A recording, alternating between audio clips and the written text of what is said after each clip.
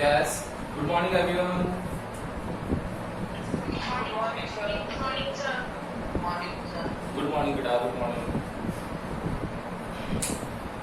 हमारी last class में chapter number 5 चल रहा था अपना. चैप्टर नंबर 5 था आप लोगों का force and Newton's law of motion.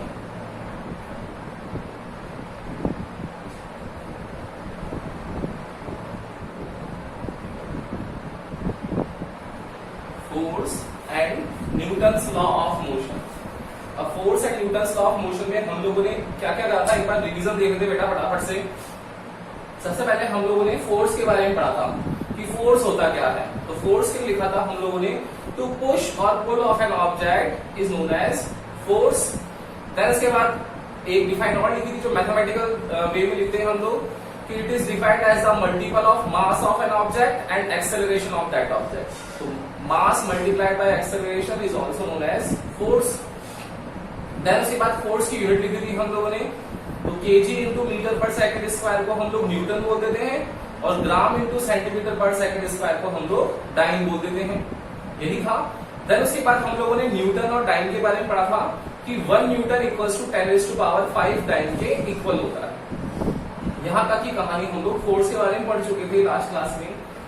Then फिर हम लोगों ने न्यूटन्स लॉ ऑफ मोशन को स्टार्ट किया था. Newton's law of motion, there are 3 types of Newton's law of motion. First है फर्स्ट लॉ ऑफ मोशन जिसको हम लोग इनर्शिया लॉ भी बोलते हैं. सेकंड था सेकंड लॉ ऑफ मोशन जिसको हम लोग कंजर्वेशन लॉ ऑफ मोमेंटम पर बेस्ड बोलते हैं. एंड थर्ड था आप लोगों का third law of motion action by reaction law जिसको बोलते हैं. फिर हम लोगों ने इनर्शिया लॉ के बारे में पढ़ा था कि कोई भी एक ऑब्जेक्ट है अगर वो रेस्ट कंडीशन में है तो वो रेस्ट कंडीशन में ही रहेगा, और अगर कोई एक ऑब्जेक्ट मूविंग कंडीशन में है तो वो मूविंग कंडीशन में ही रहेगा. ठीक है. फिर उसमें एक कंडीशन ऐड करते थे until and unless an external force is not applied. मतलब उस पे जब भी अगर एक्सटर्नल फोर्स अप्लाइड कर देंगे दैट मीन्स उस ऑब्जेक्ट की फेज जो होगी वो चेंज हो जाएगी. फेज का मीनिंग क्या है? Rest to motion and motion to rest. ये अपने पास न्यूटन्स लॉ ऑफ मोशन के बारे में पढ़ चुके थे हम लोग. देन उसके बाद हम लोगों ने सेकंड लॉ फिर टाइप्स ऑफ इनर्शिया करा था हम लोगों ने. टाइप्स ऑफ इनर्शिया में 3 टाइप्स ऑफ इनर्शिया थे. फर्स्ट था इनर्शिया जो था वो by rest, inertia of rest, inertia of movement and inertia of direction. ये हम लोगों ने 3 चीजें पढ़ी थी इसके बारे में. फिर देन हम लोगों ने स्टार्ट किया था सेकंड लॉ ऑफ मोशन को. और सेकंड लॉ ऑफ मोशन जो था आप लोगों का वो था based on conservation law of momentum पर. तो कंजर्वेशन लॉ ऑफ मोमेंटम क्या है कि मोमेंटम जो होना चाहिए वो कंजर्व होना चाहिए. मोमेंटम कंजर्व कब होगा?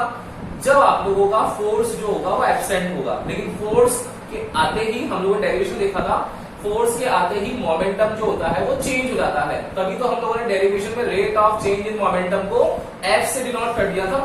यही करना उस दिन डेरिवेशन में हम लोगों ने. तो यहाँ पर स्टेटमेंट था सेकंड लॉ ऑफ मोशन का, the rate of change in momentum is directly proportional to external applied force. Clear? ये स्टेटमेंट हम लोगों ने Newton second law of motion में लिख रखा था. देन उसके बाद में हम लोगों ने इसके कुछ फर्स्ट मेथड और सेकंड मेथड से हम लोगों ने डेरिवेशन किया था और F इक्वल्स टू ma की वैल्यू हम लोगों ने फाइंड आउट की थी. देन उसके बाद थर्ड लॉ ऑफ मोशन था और थर्ड लॉ ऑफ मोशन में हम लोगों ने एक्शन बाय रिएक्शन लॉ को फॉलो किया. और एक्शन बाय रिएक्शन लॉ था every action has equal and opposite reaction. ये लाइन मैंने आप लोगों को बता रखी थी. बहुत ऐसा हो गया कि बहुत बार बोल चुके हो आप लोग, तो स्टेटमेंट को याद रखने में कोई आप लोगों को कुछ है भी नहीं प्रॉब्लम. ठीक है ना? तो इसमें फिर एग्जांपल्स दिए थे मैंने आप लोगों को. Then third law of motion complete करने के बाद हम लोग मूव करेंगे आईएम थ्योरम पर, इंपल्स मोमेंटम थ्योरम. और इंपल्स मोमेंटम थ्योरम क्या थी कि किसी भी ऑब्जेक्ट पर अगर इंपल्स अप्लाई कर दें, किसी भी अगर ऑब्जेक्ट पर इंपल्स अप्लाई कर दें तो that impulse will be equal to change in momentum. Change in momentum मतलब क्या है? डेल्टा पी या फिर डीपी. तो आई इक्वल्स टू हम लोगों ने देखा था मोमेंटम फाइनल पॉइंट पर और मोमेंटम इनिशियल पॉइंट पर, उन दोनों का जो डिफरेंस था वो इंपल्स के इक्वल था. तो इंपल्स क्या था? इंपल्स क्या है? एक फोर्स है. कौन सा फोर्स है? जो बहुत शॉर्ट टाइम इंटरवल के लिए अप्लाई होता है. ठीक है ना? तो impulse is a type of force which applied on an object for very short time interval. ठीक है? क्लियर है? F इंटू डी टी जो था वो I से डिनोट कर रहे थे। ये आयन थ्योरम का यहाँ तक का बेस था। ये रिवीजन क्लास थी। यहाँ तक कोई दिक्कत है, आप लोगों ने पढ़ा होगा, कोई भी दिक्कत है तो बोल दो बेटा, तो नेक्स्ट टॉपिक स्टार्ट करते हैं। यस और नो? नहीं है ना? चलो वेरी गुड। तो हम लोग अब नेक्स्ट टॉपिक स्टार्ट करते हैं हमारा। देखना बेटा, यहाँ पर अपने पास न्यूटन्स लॉ ऑफ मोशन में 3 लॉ ऑफ मोशन है। First law of motion, second law of motion और थर्ड लॉ ऑफ मोशन। दिए किसने? एक ही साइंटिस्ट ने तो दिए है ना, एक ही साइंटिस्ट ने दिए, न्यूटन ने, आइजैक न्यूटन ने। तो जब एक ही साइंटिस्ट ने दिए होंगे, मतलब इन तीनों लॉ ऑफ मोशन में कोई ना कोई एक ऐसा लॉ ऑफ मोशन होगा जिससे तीनों law of motion automatic solve हो जाए। हम लोगों को 3 पढ़ने की जरूरत नहीं पड़े, सिर्फ एक पढ़ेंगे और उस एक को पढ़ने से हम लोग ऑटोमेटिक बाकी जो रिमेनिंग होंगे उनके बारे में स्टडी कर लेंगे। तो ऐसा कौन सा लॉ ऑफ मोशन होता है? तो क्वेश्चन आता है आप लोगों के पास में, क्वेश्चन की तरह करेंगे इस डेरिवेशन को। अब हम लोग prove that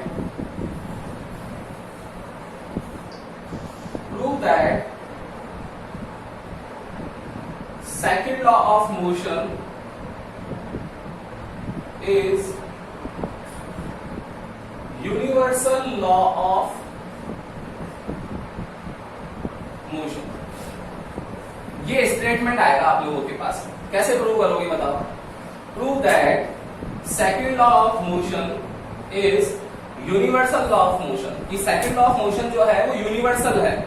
universal it means क्या होगा कि सेकंड लॉ ऑफ मोशन की को पढ़ लो, उसकी हेल्प से first law of motion automatic clear हो जाएगा और सेकंड लॉ ऑफ मोशन से थर्ड लॉ ऑफ मोशन भी क्लियर हो जाएगा। दोनों चीजें हैं। तो कैसे हम लोग फर्स्ट और थर्ड को प्रूव कर सकते हैं? अगर सेकंड से हम लोगों ने फर्स्ट और थर्ड को प्रूव कर लिया, that means second law of motion जो होगा वो यूनिवर्सल लॉ ऑफ मोशन होगा।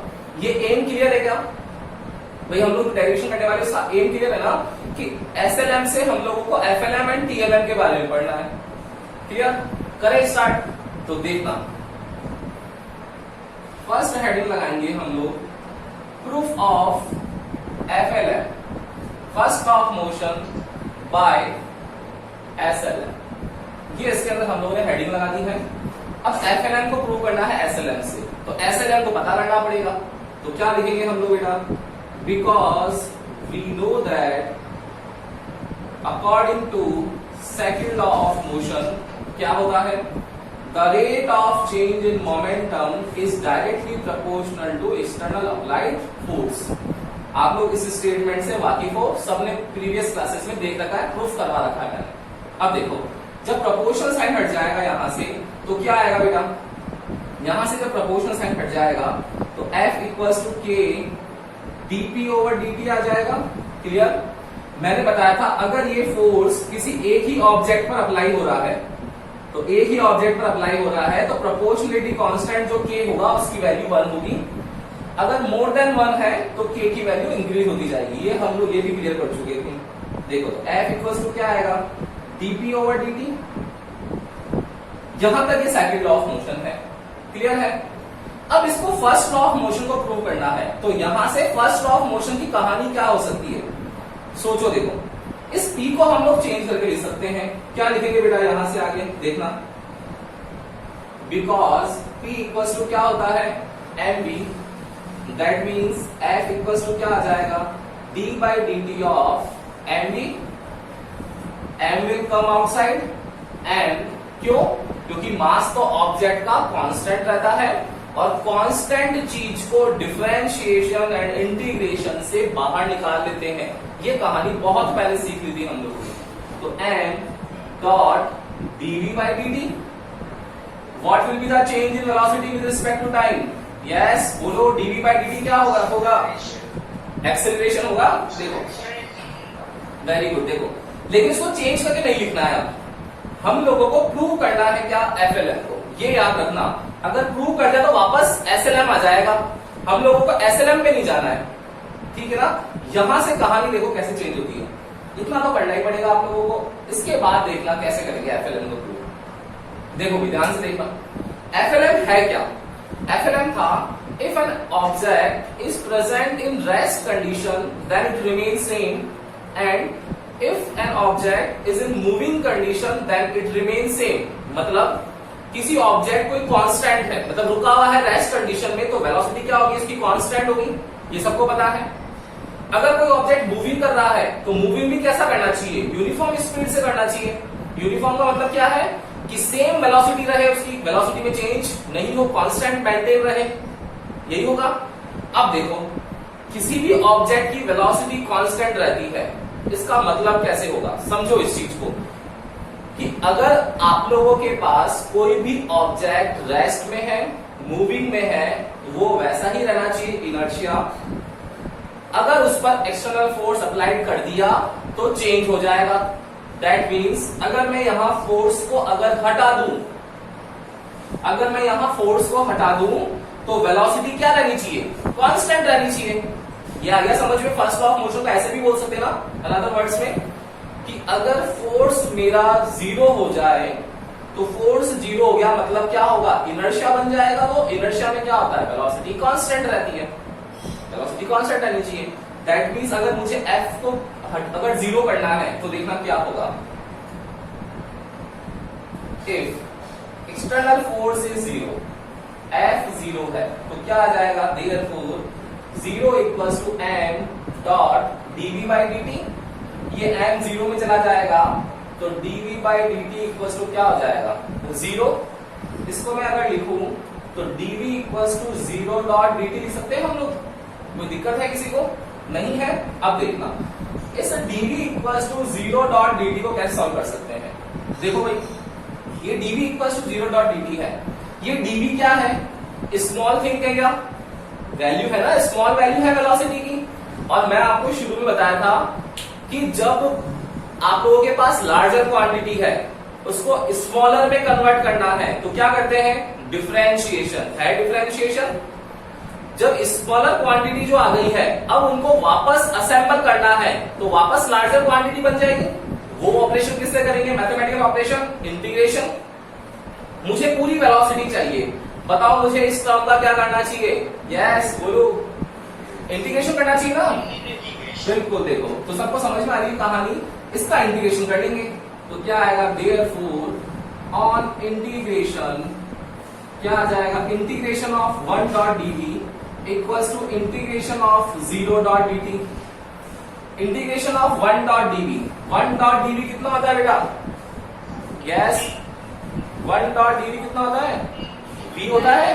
और integration of zero dot d T कितना आ जाएगा, जीरो डॉट डी टी होता है कांस्टेंट। देखो यही तो प्रूव करना था कि वेलोसिटी जो होती है ऑब्जेक्ट की वो कांस्टेंट रहती है। क्लियर हो गया ना, ये आया क्या समझ में, बोलो भाई, सबको आ गया, यस आ गया ना, इजी है ना, बहुत इजी है ना। क्योंकि एसएलएम को लेके चलना है, एफएलएम को प्रूव करना है। तो एसएलएम ये था, प्रोपोर्शनल हटाया, के की वैल्यू 1 करी, ये आ गया, पी को रखा, एम भी लिख दिया, मास कांस्टेंट था बाहर ले लिया तो m d v by d t बच गया। ये काम तो सेकंड लॉ ऑफ मोशन का ही है। अब फर्स्ट लॉ ऑफ मोशन भी चलना है। फर्स्ट लॉ ऑफ मोशन क्या था कि फोर्स अगर एब्सेंट हो तो वेलोसिटी कांस्टेंट होती है, फोर्स एब्सेंट है दैट मींस जीरो है तो m dot d v equals to d v में m चला जाएगा जीरो में तो जीरो बाई एम जीरो हो जाएगा, डीवी बाई डी टी इसको मैंने उधर ट्रांसफर कर दिया, ये स्मॉल वैल्यू आ गई। मुझे ओवरऑल वैल्यू फाइंड करनी है, ओवरऑल के लिए क्या करना चाहिए, इंटीग्रेशन, इंटीग्रेशन कर दिया, one dot d v equals to zero dot d t. One dot d v कितना है, v है, जीरो डॉट डी टी क्या होगा, कांस्टेंट होगा। दैट मींस वेलोसिटी कांस्टेंट आ गई तो मैंने एफएलएम को प्रूव कर दिया एसएलएम की हेल्प से। मतलब एसएलएम मेरा यूनिवर्सल लॉ ऑफ मोशन है for the first law of motion. अब थर्ड लॉ ऑफ मोशन के लिए है या नहीं है वो भी देखेंगे। एक बार इसका स्क्रीनशॉट ले लो फटाफट से। अब थर्ड लॉ ऑफ मोशन को प्रूव करते हैं।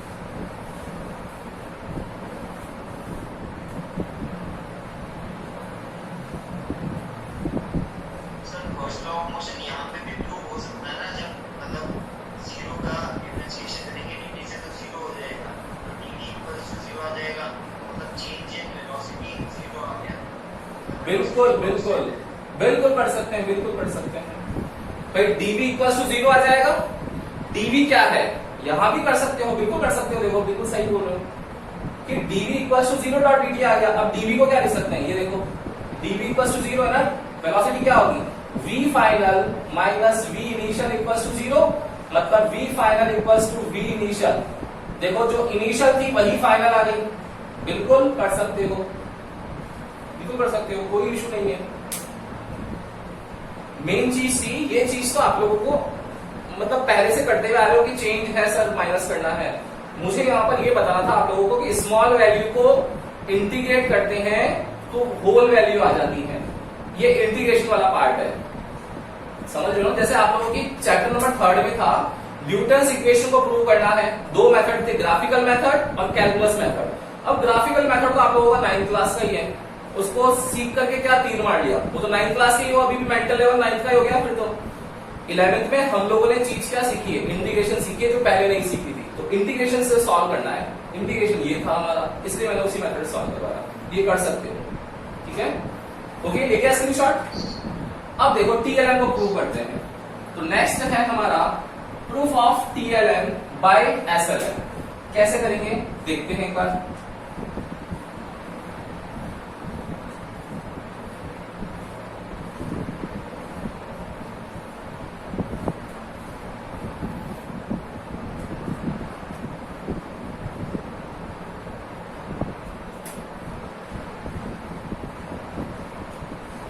देखो प्रूफ करना है हम लोगों को टीएलएम को एसएलएम से।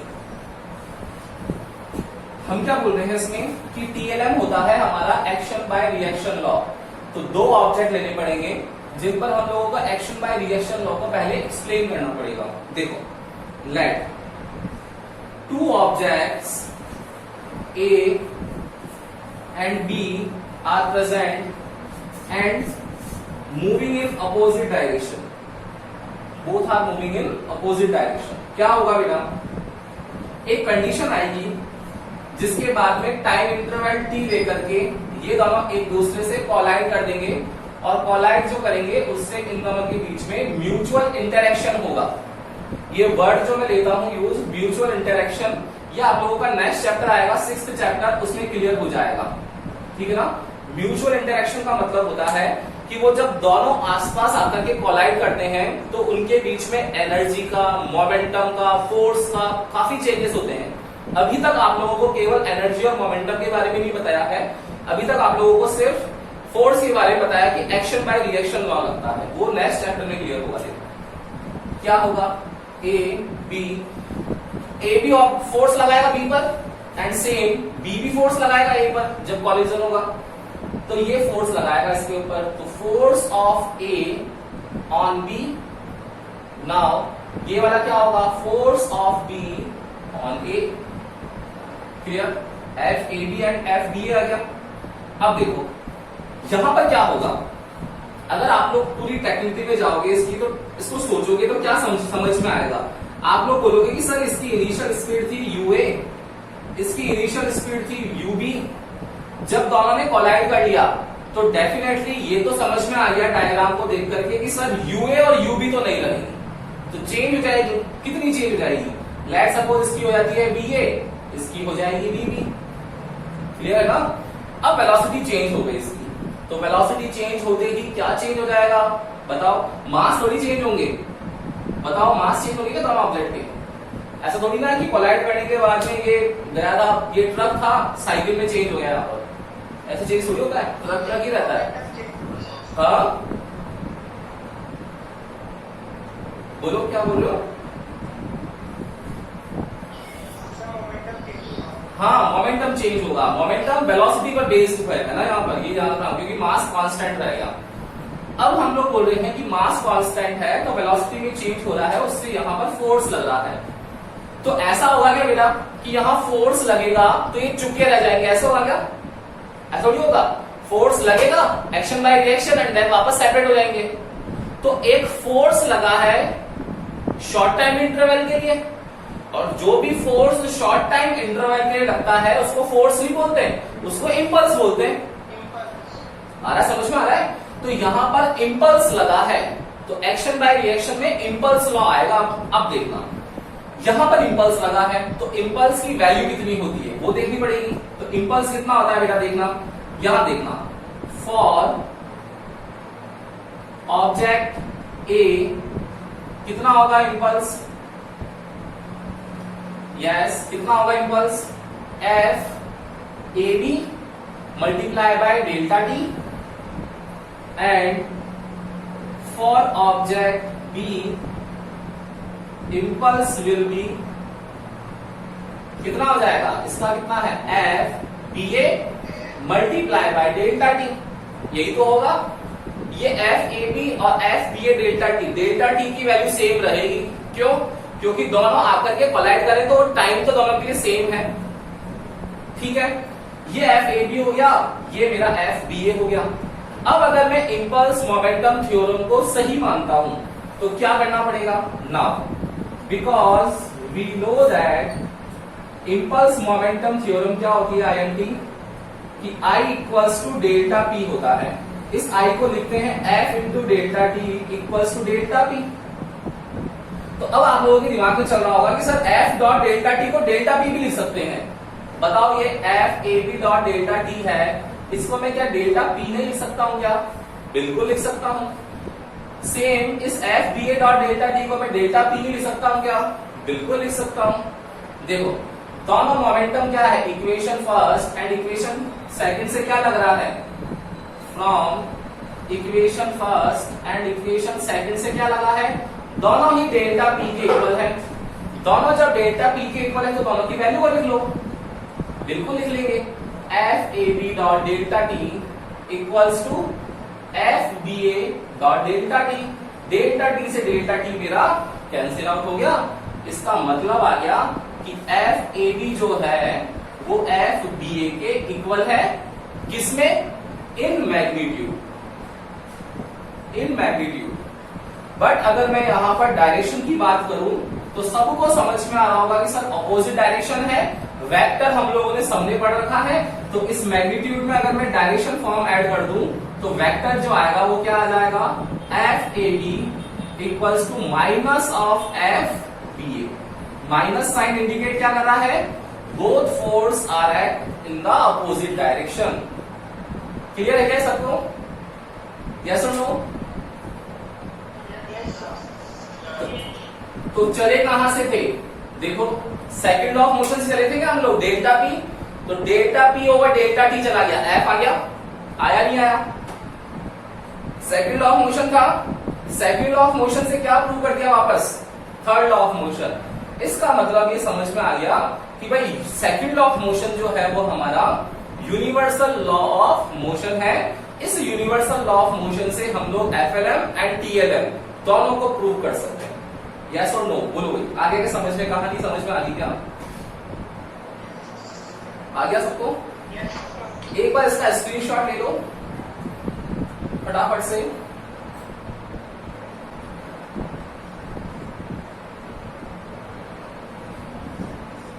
यस, ले लिया screenshot?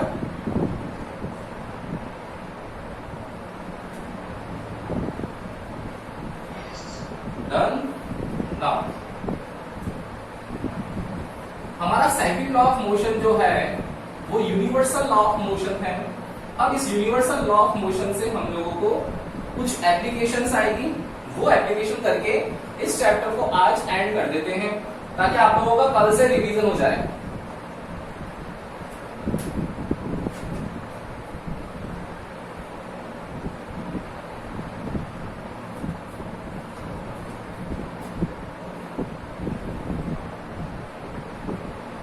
Application of conservation law of momentum. क्या एप्लीकेशंस होगी, देखो 2 एप्लीकेशंस हैं। फर्स्ट पढ़ रहे हैं हम लोग कॉलिजन ऑफ 2 ऑब्जेक्ट। ऑब्जेक्ट का कॉलिजन होगा तो क्या मोमेंटम चेंज होगा, कंजर्व कैसे रहेगा वो देखना है। कंजर्वेशन लॉ ऑफ मोमेंटम है तो कंजर्व तो रहने वाला है, कैसे रहेगा देखो। कॉलिजन ऑफ 2 ऑब्जेक्ट में लेट्स सपोज 2 ऑब्जेक्ट्स हैं, object A and object B. ये कंडीशन है बिफोर कॉलिजन की। यहां क्या होगा, इसकी वेलोसिटी है यूए, इसकी वेलोसिटी है यूबी। बताओ ये कोलाइड कब करेंगे बेटा, कब कोलाइड करेंगे, जब यूए ज्यादा होगा या यूबी ज्यादा होगा, बताओ। यूए ज्यादा होगा। यूए ज्यादा होगा तभी तो पीछे से आगे कोलाइड करेगा, बाकी अगर ये ज्यादा होगा तो चलता रहेगा आगे, ये कभी पकड़ ही नहीं पाएगा इसको। तो डेफिनेटली यहां पर UA is greater than UB.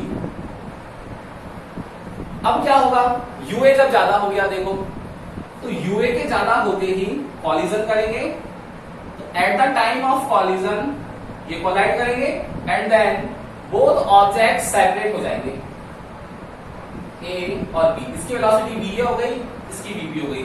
अब बताओ वीए ज्यादा होगी वीबी ज्यादा होगी, सोचो, बोलो। वीबी ज्यादा होगी ना भाई, कोलाइड करने के बाद में अगर ये ज्यादा हो गया तो ये तो वापस से इसको कोलाइड करता रहेगा, बार बार पीछे से मारता रहेगा। लेकिन अगर वीबी ज्यादा हो जाएगा कॉलिजन के बाद में, तो वीबी आगे निकल जाएगा और ये पीछे रह जाएगा, तो दोनों सेपरेट हो जाएंगे, हो जाएंगे ना। हम लोगों को कॉलिजन के बाद सेपरेट तो करना है, मतलब वीबी जो होगा वो वीए से ज्यादा होना चाहिए। ये कंडीशन होगी मेरी आफ्टर कॉलिजन। ये कंडीशन कब की है, eight the time of collision. अब देखना क्या होगा, यहां इस पॉइंट पर मोमेंटम निकालना है, तो पॉइंट ए पर मोमेंटम कितना होगा बताओ, पी ए होगा, मोमेंटम पीबी होगा बिफोर कॉलिजन।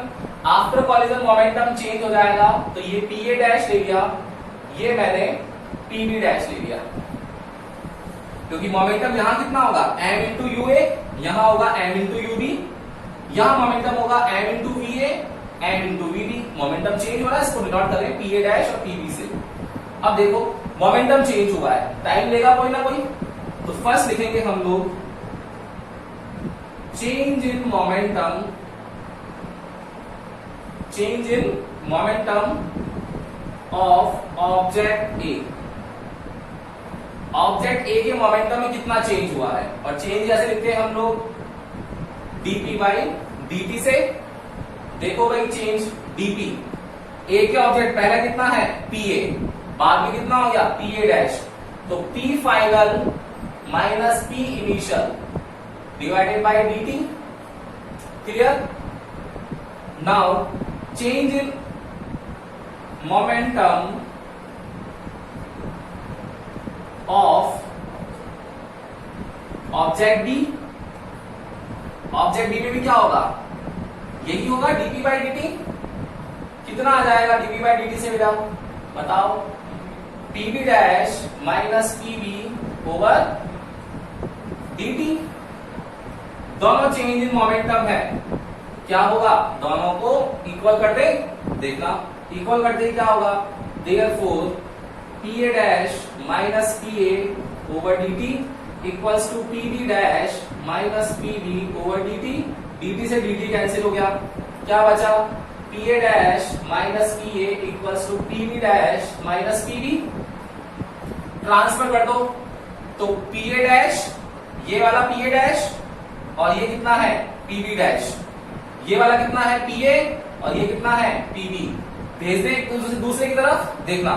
तो मोमेंटम चेंज जो होगा उससे हम लोग सॉल्व करेंगे, तो कितना आ जाएगा pa प्लस pb।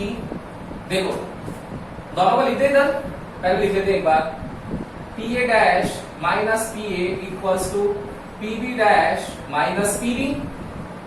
अब देखना, ध्यान से देखना, सब जगह देखो। आप लोग बोलोगे कि सर अगर हम लोग डायरेक्शन इंक्लूड कर रहे हैं, तो डायरेक्शन अगर इंक्लूड कर रहे हैं सर, तो ये इसको कोलाइड करेगा, तो ये भी तो कोलाइड करेगा इसको, तो दोनों की डायरेक्शन कैसी होगी बेटा, अपोजिट होगी या नहीं होगी, बिल्कुल होगी ना।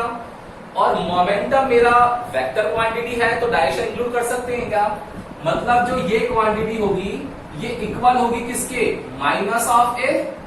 और वेक्टर लगा सकते हैं क्या आप लोग, देखो लगा सकते हैं ना। ऐसा माइनस करते ही क्या होगा कि P A dash minus P A, minus को मल्टीप्लाई कर दो तो P B dash minus minus plus P B. क्या होगा देखो कंडीशन, इसको इधर भेज दे, इसको इधर बुला ले, तो कितना आ जाएगा,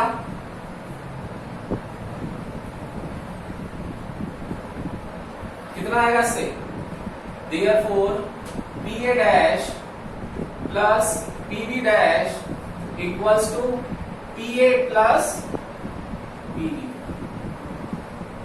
क्या कंक्लूजन निकल रहा है कि पीए डैश और पीबी डैश कब के हैं? After collision. पीए और पीबी कब के हैं? Before collision. मतलब मोमेंटम जो होता है वो हमारा before collision and after collision क्या रहता है? सेम रहता है। बोलो आया क्या समझ? यस और नो? क्लियर है ना कि जब ऑब्जेक्ट कोलाइड कर रहे हैं तो momentum before collision and momentum after collision will remain equal. Okay, एक बार स्क्रीनशॉट ले लो, फिर नेक्स्ट एप्लीकेशन है वो भी कर लेते हैं फटाफट से, जल्दी से ले लो।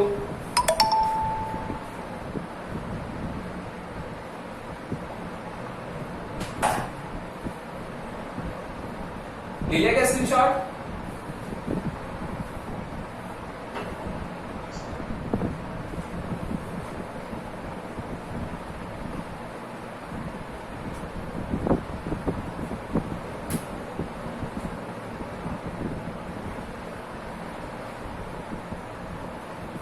देखो एक सेकंड, टाइम कितना है?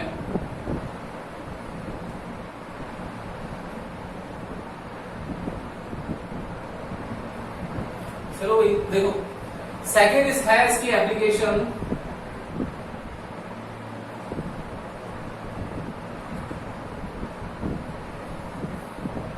मजल स्पीड। मजल स्पीड निकालेंगे हम लोग।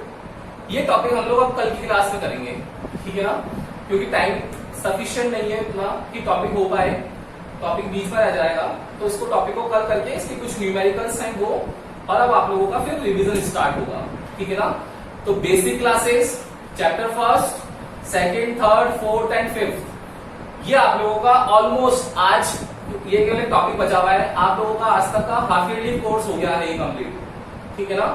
यही कोर्स आप लोगों के एग्जाम में आने वाला है, हाफ ईयरली 14 से है, तो काफी दिन है अभी हमारे पास रिवीजन के लिए। तो एक बार रिवीजन करेंगे, रिवीजन क्लासेस सब जगह रेगुलर हो ताकि आप लोगों का फायदा हो, ठीक है ना। तो इसके आगे हम लोग कल करने वाले हैं। क्लियर? गुड डे बेटा।